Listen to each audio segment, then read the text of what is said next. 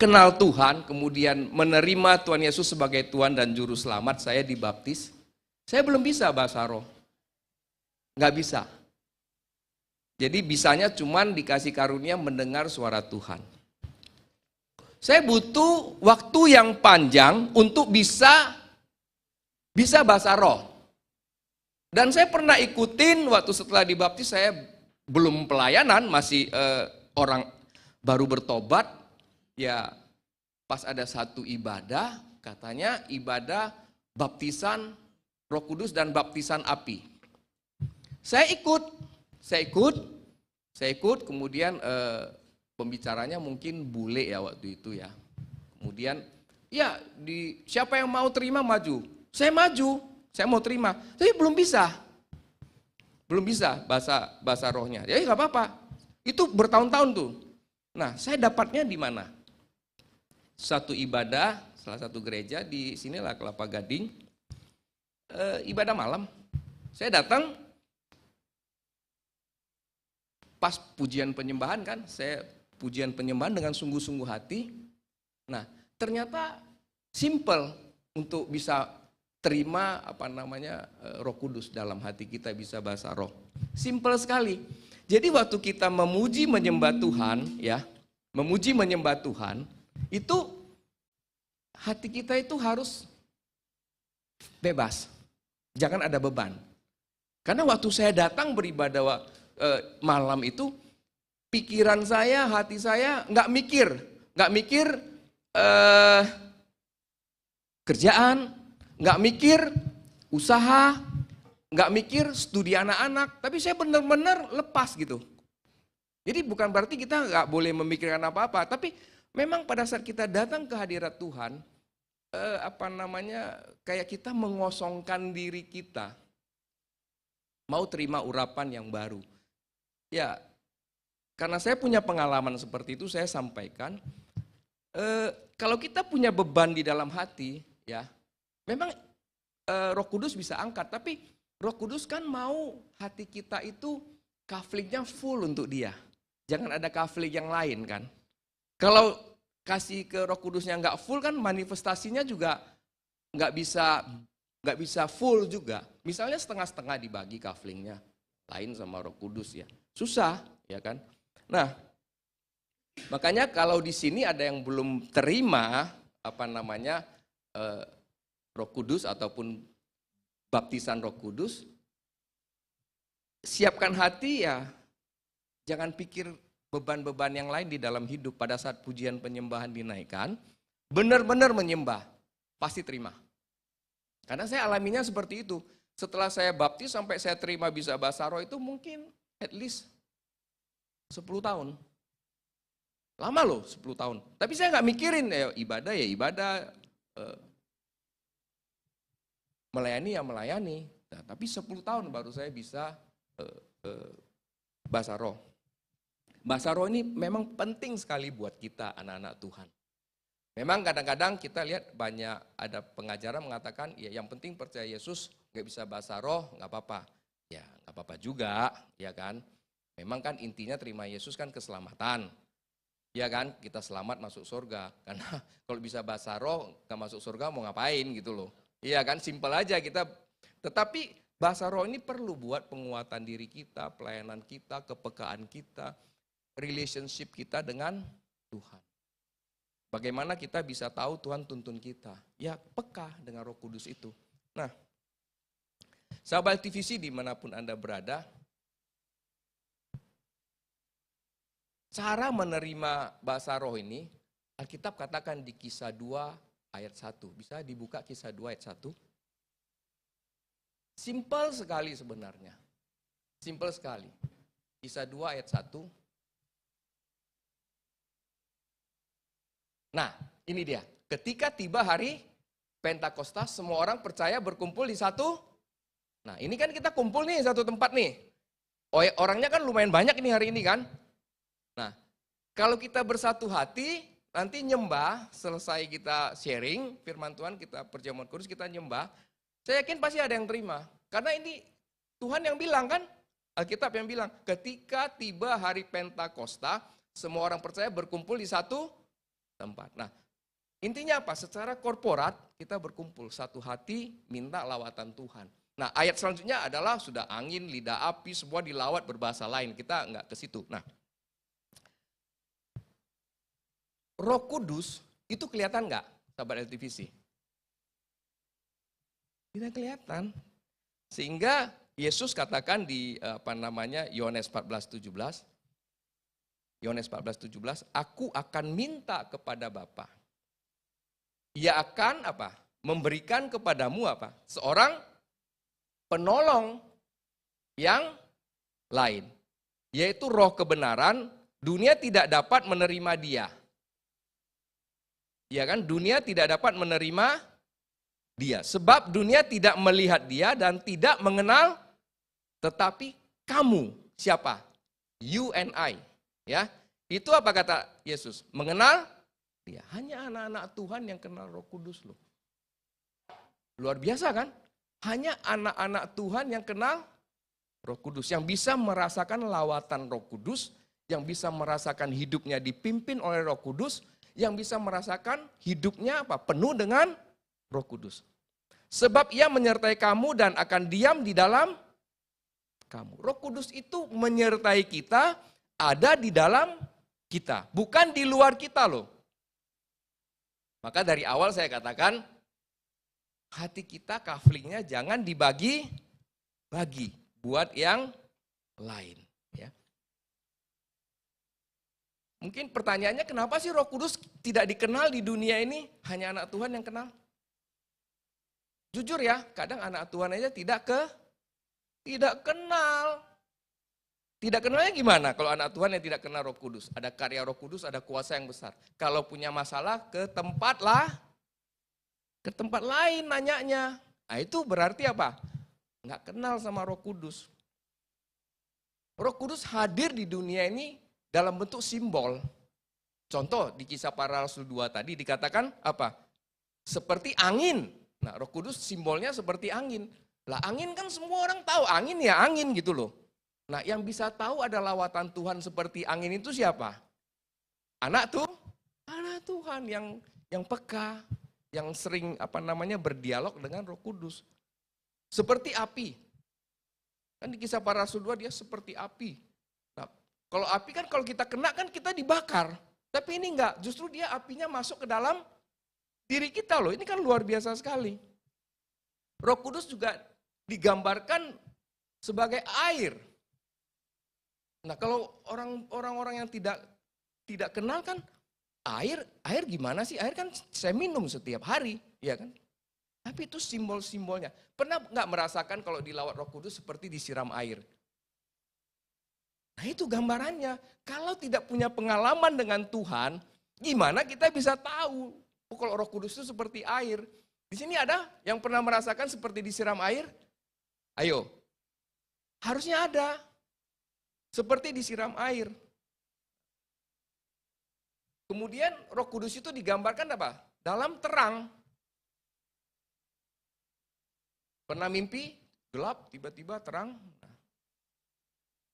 Alkitab sering katakan kalaupun kita masuk di lembah kekelaman, Tuhan beserta kita kan. Nah, berarti terang itu ada di dalam kita, mengikuti kita. Bahkan waktu Yesus dibaptis, dia rupanya seperti apa? Seperti burung merpati. Tapi Roh Kudus bukan merpati loh, jangan salah loh. Bukan loh, Roh Kudus bukan merpati. Seperti burung merpati. Seperti merpati itu artinya apa? Merpati itu kan nggak punya apa? Dia nggak bisa nyimpan apa namanya? Kepahitan, sakit hati. Nah itu gambarannya. Jadi Roh Kudus itu murni. Nah kalau kita masih punya beban yang berat, tadi saya bilang kafling hati kita masih ada yang lain-lain. Salah satunya misalnya sakit hati atau itu ya sulit untuk bisa Roh Kudus melawat kita. Ya. Roh Kudus ini adalah rekan daripada pencipta.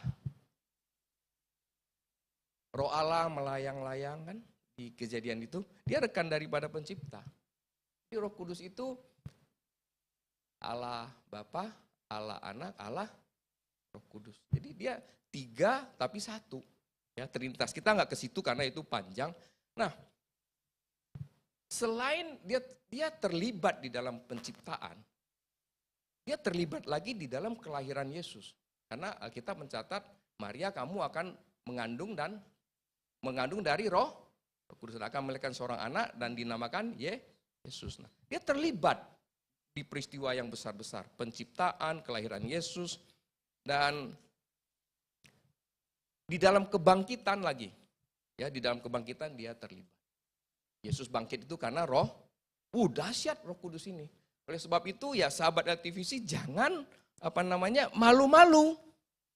Jangan malu-malu terima kalau ditanya mau nggak terima Roh Kudus. Jangan malu-malu, harusnya mau. Sebagai anak-anak Tuhan, terima Roh Kudus. Karena dia yang menuntun hidup kita, tidak ada yang lain. Dia akan mengajar kita ya setiap saat, membuat kita lebih peka kepada Tuhan. Nah, tadi Allah Bapa, Allah Anak, ada Allah Roh Kudus. Oleh sebab itu, Roh Kudus itu karakteristiknya maupun kualitasnya itu setara sebenarnya dengan Allah Bapa, Allah Anak. Roh Kudus itu kekal, dari awal sampai akhir dia kekal. Kemudian Roh Kudus itu maha hadir. Nah, kalau Yesus waktu di dunia ini dia maha hadir enggak? Enggak. Dia ada cuma di Yerusalem, Galilea, sekitar situlah di mana dia melakukan pekabaran Injil. Yesus di sekitar situ aja, karena Yesus bilang lebih baik aku kembali ke rumah Bapa di surga supaya aku bisa mengutus Roh Kudus kepada kita. Jadi Roh Kudus itu maha hadir loh. Di mana-mana dia bisa tahu. Kenapa sih kita kalau lihat orang yang peka, yang bisa punya karunia nubuatan, dia tahu kan peristiwa-peristiwa yang lalu, yang sekarang, yang akan datang. Nah, ya kan itu Roh Kudus yang beritahu. Bahkan Roh Kudus itu maha kuasa. Yesus waktu di muka bumi ini melakukan mukjizat, itu karena apa? Karena Roh Kudus. Roh Kudus yang melakukan itu semua. Sebagaimana sekarang kan, kita sebagai hamba Tuhan, anak-anak Tuhan diberikan kuasa. Sayang kalau tidak mau terima, sayang sekali ya. Kemudian maha tahu. Roh Kudus bisa bangkitin Lazarus. Roh Kudus bangkitin Yesus juga. Iya kan? Bahkan di Kisah Para Rasul paling banyak kalau kita baca itu adalah manifestasi daripada Roh Kudus menuntun anak-anak Tuhan yang taat kepadanya. Ya. Sahabat TVC yang dikasihi Tuhan, di Kisah Para Rasul itu dicatat banyak sekali hal-hal besar yang dilakukan oleh Roh Kudus. Melalui siapa? Melalui murid-murid Tuhan. Contohnya Petrus, orang lumpuh berjalan, kemudian dia bangkitin orang mati. Ya. Rasul Paulus, tumpang tangan, orang sembuh. Kemudian dia bisa menumpang tangannya di kepala, terima Roh Kudus. Nah ini luar biasa sekali ya. Saya mau memberikan satu contoh, beberapa contoh dari kisah-kisah yang saya kemarin secara tidak sengaja berbicara dengan salah seorang hamba Tuhan. Bagaimana karya Roh Kudus. Jadi dia pelayanan waktu itu dengan salah satu penjahat lumayan besar. Dan penjahat ini punya tingkat ilmu yang tinggi, bisa hilang. Bisa hilang. Jadi kalau dia dikejar sama aparat, set gitu, udah nggak ketemu. Nah, terus hamba Tuhan ini melayanin dia. Dia bilang, saya nggak bisa sebut satu kata. Saya nggak bisa sebut satu kata. Kalau saya sebut satu kata, saya mati. Ternyata ilmu hilangnya itu nggak boleh sebut kata itu. Luar biasa kan itu? Dia penjahat tapi dia nggak boleh sebut satu kata itu. Kata itu ditanya sama hamba Tuhannya. Gini, tapi sebelum dia ngomong, karena dia takut, dia nggak berani ngomong, kalau dia ngomong dia mati. Karena itu dia punya sumpah ya. Sumpah atau janji dia waktu terima ilmu itu dia bisa hilang. Hamba Tuhannya cuma bilang begini, di dalam nama Tuhan Yesus engkau tidak mati. Di dalam nama Tuhan Yesus engkau tidak mati. Sebut sekarang. Dia sebut satu kata itu. Roh Kudus. Jadi kalau dia sebut itu, dia nggak bisa lagi, ilmunya hilang, dia mati. Betapa dahsyatnya Roh Kudus. Sehingga ada kuasa gelap itu tidak boleh menyebutkan kata Roh Kudus. Betapa hebatnya itu. Nah, itu pelayanan daripada salah seorang hamba Tuhan. Nggak sengaja saya ketemu, ngobrol gitu, dia cerita pengalaman pelayanan dia. Jadi betapa, kalau kata hamba Tuhan Pak Gus Amos, sakti ya istilahnya ya. Nah, ada satu pelayanan lagi, bagaimana Roh Kudus menuntun orang menobatkan orang lain. Ya, ada seorang lumayan berada, tapi dia dari agama leluhur, anaknya bertobat. Dia udah undang sekitar 20 pendeta ke rumahnya, papa mamanya nggak mau bertobat. Kenapa? Karena begitu datang, ditengking. Karena dia lihat, ya agama leluhur kan sudah ngerti lah ya, saya tidak perlu ceritakan. Dan singkat cerita, udah puluhan pendeta, nggak bisa. Karena papanya ngomong begini, "Nak, kalau kamu gak suruh pulang itu pendeta, saya usir." Saya yang usir, kata papanya. Jadi singkat cerita, hamba Tuhan ini dipanggil lagi, anaknya nggak menyerah. Undanglah satu pendeta ini. Nah, pendeta ini datang, dia lihat papanya juga udah berusia, udah ada usianya. Dia lihat papanya bisa main itu, yang Chinese itu, apa itu? Itu ya. Kucengnya teng gitu. Dia nggak injilin, nggak firmanin. Jadi dia bilang, Roh Kudus bilang sama saya, nggak usah katanya. Terus dia bilang, "Pak, Bapak bisa main ini ya?" Teng gitu kan. Aku bisa nyanyi satu lagu Mandarin, tapi bahasa Indonesia. Pertama dia nyanyi. Dia bisa ikutin. Dia main sampai habis, seneng si Bapak. Seneng. Nggak diomongin apa-apa, nggak ada dikasih ayat. Kita kan paling suka ngasih ayat tuh ke orang. Nggak perlu. Dia tunjukin, Roh Kudus bilang nggak usah, suruh nyanyi. Kayaknya lagunya, Tuhan kaulah perlindunganku, nah itu. Kan itu lagu Mandarin banget itu. Nah, masuk di hati dia, nggak diinjilin loh. Akhirnya pendeta itu bisa ngobrol lama sama dia, pelan-pelan ngobrol mengenai kehidupan, belum ada dikasih firman. Terus suatu saat pendeta ini mau ke Holy Land. Nah, diajak bapak ini. "Oh Pak, sebentar aku ajak istriku ya, kalau dia mau aku mau ikut." Enggak dia apa-apain, cuman ikut ke Holy Land, ke Mesir, kan dia dengar khotbah ya. Enggak dikhotbahin kan, kalau Holy Land kan tetap ada khotbah kan. Khotbah jalan-jalan, sampailah di Sungai Yordan, di Galilea itu, tempat baptisan. Pendetanya juga bilang, "Pak, baptis." Enggak disuruh. Tapi begitu Roh Kudus yang bekerja, apa yang terjadi? Dia datang ke pendeta itu. Pak pendeta, saya suami istri mau terima Tuhan, kami mau ikut dibaptis. Dahsyat kan? So that's why you need Holy Spirit. You butuh Roh Kudus. Pelayanan itu tanpa Roh Kudus, kita bentrok sama orang. Ini saya kasih satu ilustrasi yang sederhana, karena kalau kita ketemu orang pakai ini, bawa ini, kita langsung kasih firman. Enggak, kalau enggak you mati. Gitu loh. Enggak. Roh Kudus bilang, enggak usah.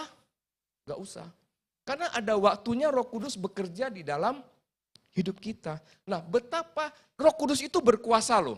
Tadi bisa bangkitin orang mati segala, bisa sembuhkan orang. Tapi kalau dia bertemu dengan orang yang mau bertobat, dia punya cara sendiri. Dia tidak pakai firman, pakai apa, tapi dia tuntun. Nah, oleh sebab itu, hamba Tuhan ini hatinya apa? Lembut. Dia tahu gimana Tuhan nuntun dia melakukan sesuatu. Oleh sebab itu, enggak harus hamba Tuhan hatinya lembut. Kita semua yang katanya orang Yang katanya anak tuh Tuhan. Itu. Hatinya harus lembut. Supaya apa? Waktu Tuhan nuntun, Tuhan datang, Tuhan tuntun itu, waduh persis, tepat. Nggak salah arah, nggak salah jurusan. Nah itulah Roh Kudus kita itu bekerja luar biasa di dalam hidup kita. Nah, tadi yang saya ceritakan, penjahat tadi tidak sebut kata Roh Kudus toh. Berarti apa? Ada tarik-menarik antara kekuatan dunia sama kekuatan dari sorga. Anda pilih mana? Pertanyaannya Bapak Ibu, adik-adik pilih mana?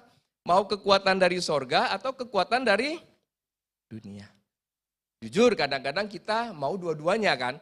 Karena kekuatan dunia itu selalu instan dan cepat. Tapi nggak bisa. Tuhan mau kita cuma pilih satu.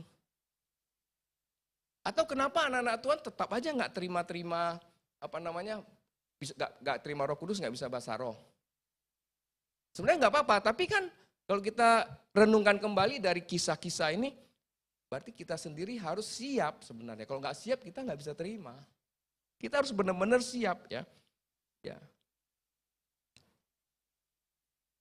Orang yang belum percaya aja bisa menjadi masa kita yang percaya nggak bisa terima Roh Kudus? Ya kan? Tadi ilustrasi tadi itu bagus buat kita renungkan. Karena begitu kita terima itu Roh Kudus ya, hal yang paling membuat kita bahagia adalah apa? Kita menjadi orang yang baru ya, orang yang baru yang bisa menjadi saksi.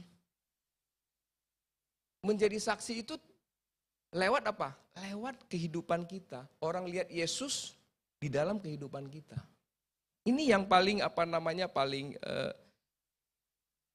gergetan lah kalau kita pikir, waduh pengen sekali seperti itu ya.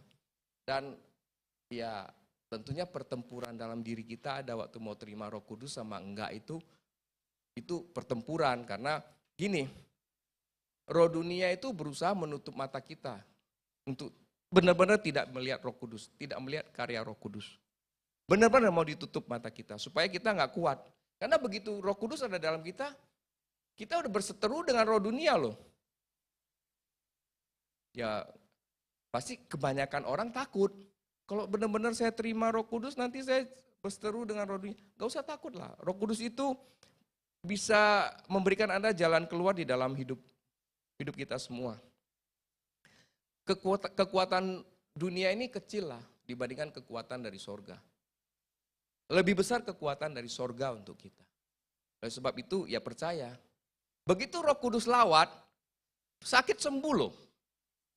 Terikat lepas, iya kan? Semua masa lalu kita dibereskan sama dia. Dilawatlah sama Tuhan. Kekuatan ini yang memang kita harus terima. Mungkin momennya hari ini peringatan pencurahan Roh Kudus ya. Saya berharap semua bisa dapat gitu loh hari ini. Semua bisa terima ya. Roh yang dapat membangkitkan orang mati yaitu cuma Roh Kudus. Roh dunia gak bisa. Ya kan? Hanya Roh Kudus yang bisa. Apalagi soal mukjizat. Sebenarnya persoalan biasa bagi Roh Kudus. Kalau mukjizat sakit sembuh itu biasa bagi Roh Kudus. Sederhana sekali ya. Karena Roh Kudus itu menanganinya sampai apa? Hidup dan mati. Mati bisa dihidupkan. Itu luar biasa sekali. Dan mujizat-mujizat yang Roh Kudus berikan itu selalu sesuai dengan kebutuhan-kebutuhan. Coba kita buka Roma 8 ayat 11. Saya udah banyak ngomong, ayatnya nggak ada. Nah, kita baca Roma 8 ayat 11. Saya tidak panjang khotbahnya, tapi nanti kita nyembah. Saya berharap semua buka hati bisa terima ya, lawatan Tuhan. Ya, Roma 8 ayat 11. Dan jika roh Dia yang telah membangkitkan Yesus di antara orang mati, diam di antara kamu, maka Ia yang telah membangkitkan Kristus Yesus dari antara orang mati, akan menghidupkan juga tubuhmu yang fana itu oleh rohnya yang diam di dalam. Dahsyat enggak? Dahsyat sekali. Ayat ini menunjukkan bahwasanya kuasa daripada Roh Kudus itu dahsyat sekali. roh yang sama yang membangkitkan Kristus hidup setelah disalib, dikubur, hidup itu Roh Kudus. Itu ada dalam kita loh. Coba renungkan. Berapa dahsyatnya kehidupan kita apabila kita benar-benar terima itu dalam hidup kita. Kita terima. Luar biasa loh. Ini luar biasa sekali ayat ini buat kita semua ya. Salah satu contoh pelayanan Rasul Paulus. Mereka mau ke tempat lain, Roh Kudus bilang, enggak, kamu ke Siprus. Ke Siprus dia ketemu sama siapa? Gubernurnya. Gubernurnya bernama Sergius Paulus waktu itu. Dia nginjilin gubernurnya, maksudnya ke Siprus nginjilin gubernurnya biar satu kota itu, satu wilayah itu terima Tuhan Yesus. Tetapi ada yang menghalangin, yaitu itu orang Yahudi, tukang sihir dan nabi palsu kata Alkitab. Orang Yahudi, tukang sihir, nabi palsu. Dia mau membelokkan iman gubernurnya.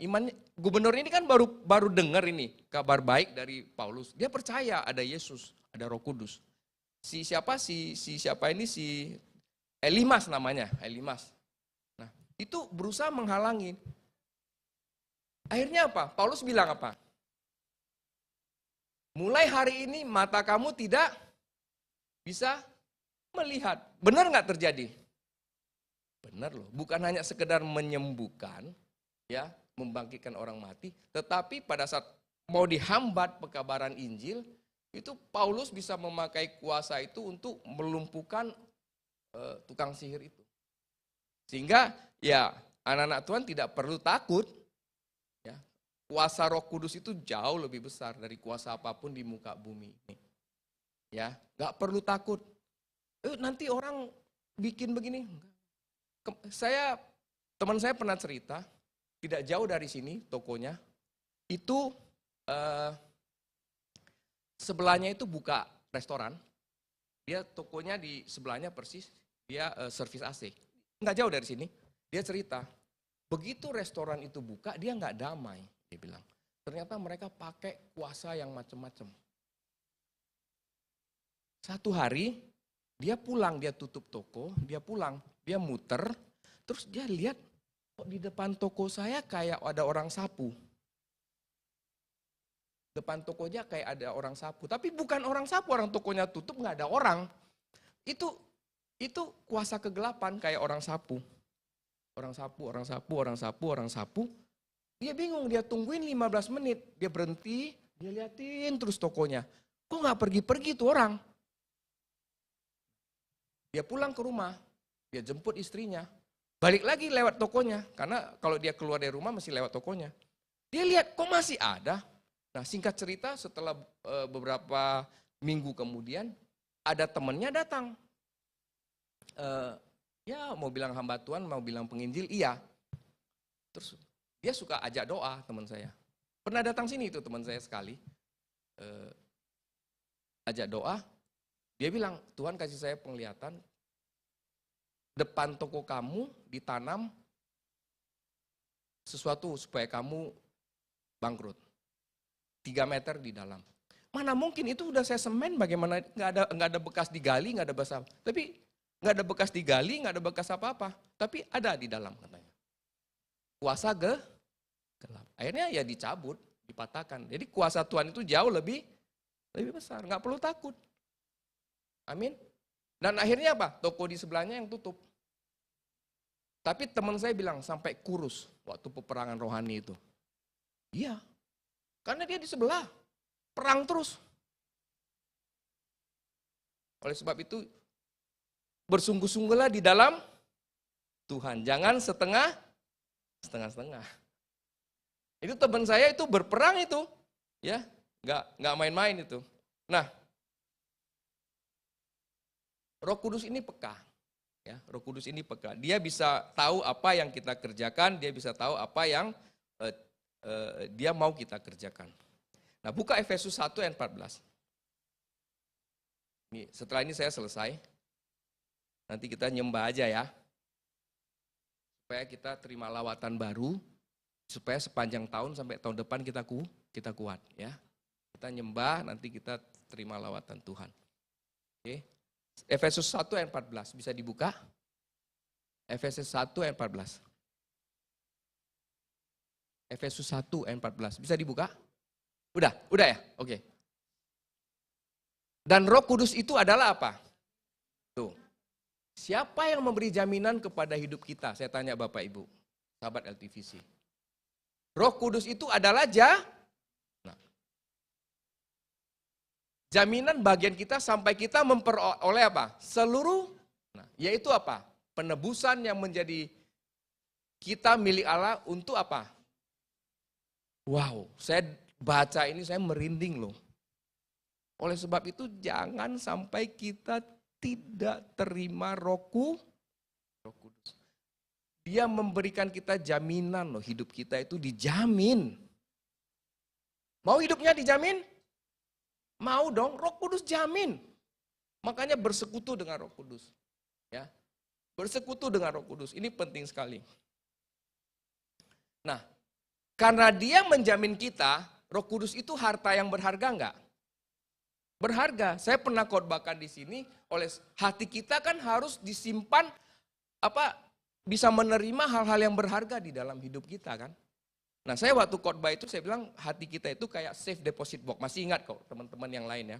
Jadi pas ada teman saya datang, dia begitu dengar saya cerita begitu, dia ketawa sendiri di kursi. Habis khotbah dia cerita sama saya. Waktu Bapak khotbah itu ya, saya malah ketawa di kursi. Benar yang Bapak bilang, hati kita itu kayak safe deposit box, harus disimpan barang-barang berharga. Jangan disimpan sampah waktu itu saya ngomong. Ya kan? Nah, oleh sebab itu Roh Kudus itu harus disimpan di dalam hati. Nah, waktu itu saya belum sampai ke sini, saya cuma cerita lucu-lucu aja waktu itu. Hati kita jangan disimpan sampah, tetapi simpanlah emas batangan. Saya bilang, ya artinya bukan emas, itu artinya barang berharga lah di dalam hati kita. Kenapa dia ketawa? Habis khotbah dia cerita sama saya, Pak Ruslan, saya nggak punya emas batangan. Yang saya punya emas disebut nama suaminya, tapi itu bagus loh, 70 kilo berat katanya. Waduh, saya juga jadi ngakak. Jadi dia sebut emas itu nama suaminya 70 kilo. Emas kilo nggak punya, tapi gue punya emas yang 70 kilo, lumayan lah katanya. Saya simpan di dalam hati aku katanya. Artinya ya puji Tuhan lah, artinya dia bisa mengerti maksud Tuhan. Jadi harta yang bernilai itu ya salah satunya Roh Kudus. Dia yang memberikan kita jaminan hidup loh. Jadi di hati kita itu benar-benar harus ada Roh Kudus. Makanya di 2 Timotius 1:14 dikatakan, bisa dibuka 2 Timotius 1:14. Paulus mengatakan ini, peliharalah harta yang indah, yang telah dipercayakannya kepada kita. Oleh itu. So kita harus benar-benar pegang itu adalah harta kita. Roh Kudus itu. Datang ke gereja ngapain? Supaya dilawat Roh Kudus. Nah, saya gini, pengalaman pelayanan, kemudian karena dulu saya pernah jadi aser gereja, saya tahu tuh kumpulin doa-doa di gereja. Tahu nggak? Yang paling banyak ditulis doanya apa? Pertama itu ekonomi, bisnis, kerjaan, itu pokok doa yang paling banyak. Yang kedua apa? Kesehatan, sembuh dari sakit, A, B, C, itu kedua urutannya. Ketiga apa? Pengen punya anak. Keturunan. Keempat apa? Pasangan hidup. Itu 4 urutannya. Yang kelima, ribut di keluarga. Itu kelima. Nah, saya kata-katanya agak vulgar kan, ribut di keluarga. Makanya langsung bergerak yang di belakang. Bunyi dia kan, nah itu. Nah, ribut di keluarga langsung bunyi dia, teng gitu kan. Nah, itu yang kelima. Nah, terus yang keenam apa? Depresi, stres, itu keenam. Jadi 6 besar ini yang sering didoakan di gereja. Kenapa sih nggak tulis saya mau terima Roh Kudus? Ya itu pertanyaannya kan. Kenapa sih saya mau dibaptis Roh Kudus? Tolong doakan saya mau dibaptis api. Padahal itu harta yang paling berharga, itu jaminan hidup kita. Kenapa yang didoain ini melulu? Kalau ada itu semua beres. Bayangkan 6 besar doa di gereja itu yang ada. Doa Cien pertama, Cien. Hepeng. Nah itu Hepeng yang pertama. Itu yang didoakan. Tuh, Cien sama Hepeng. Lui kan. Nah. Kedua kesehatan, ya. Ketiga keturunan. Keempat pasangan hidup. Itu muter itu selalu. Antara 6 itu muter terus. Entah yang duluan, kalau misalnya ibadah ini, entah yang duluan banyak pasangan hidup, nanti pokoknya bolak-baliknya itulah. Bolak-baliknya itu. Ya tidak jauh dari 6 besar ini. Nah, gini, ayat terakhir. Lukas 11 ayat 13. Habis itu kita praise ya. Kita muji Tuhan. Lukas 11 ayat 13. Ya, betul. Jadi, yang terjemahkan ini pasti orang Batak. Jadi, jika kamu yang jahat tahu memberi pemberian yang baik kepada anak-anakmu, apalagi bapamu yang ia akan apa? Memberikan Roh Kudus kepada mereka yang meminta. Tuh, kenapa tidak minta itu?